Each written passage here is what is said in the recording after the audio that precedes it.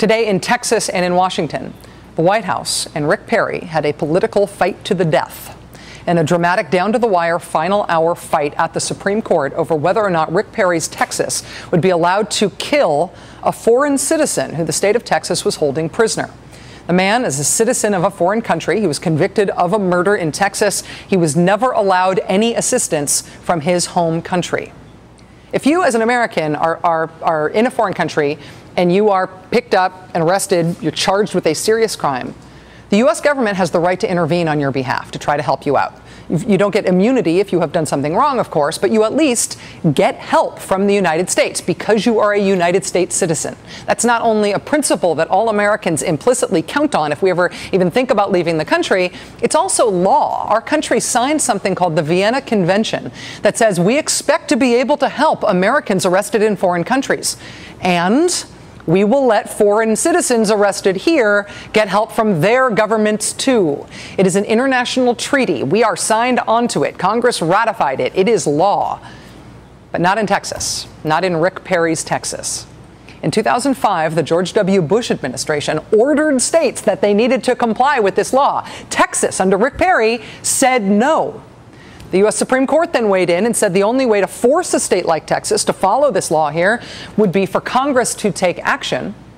And so with a foreign citizen on death row in Texas, the Obama administration took the very rare step of the federal government wading into a state criminal case, not over the issue of whether or not the prisoner was innocent or guilty, but over whether or not Texas could kill him without ever letting him get help from his home government.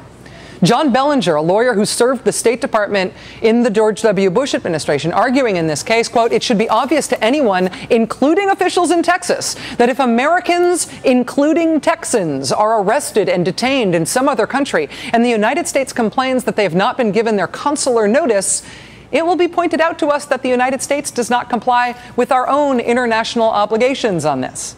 It cuts the legs out from under the State Department, he said, to make arguments on behalf of Americans who are detained abroad.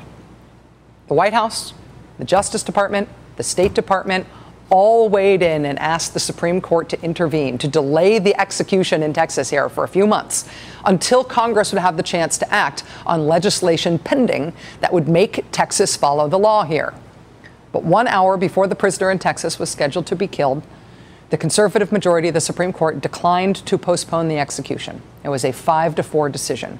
Governor Rick Perry also could have granted a stay here, a 30-day stay. As of this morning, he said he was undecided on the matter. In the end, he too declined to step in. Texas killed Humberto Leal, the man in question in this case, at 7 p.m. Eastern time tonight. The politics of killing prisoners in America have played a role in presidential politics in the past. During then-Governor George W. Bush's campaign in 2000, and in then-Governor Bill Clinton's campaign before that, too. One of the issues that has dogged Governor Bush throughout the campaign is the number of executions in his state, Texas. Tonight's executions are even more controversial because a lawyer for one of the condemned men says his client is mentally retarded. This has happened before. In 1992, then Arkansas Governor Bill Clinton refused to stop the execution of a man so mentally impaired that he did not even know he was about to be executed.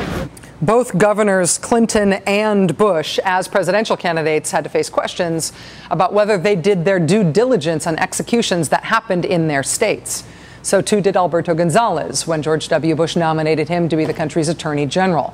Mr. Gonzales wrote the execution briefings, emphasis on brief, for the first 60 or so of George W. Bush's 152 approved Texas executions.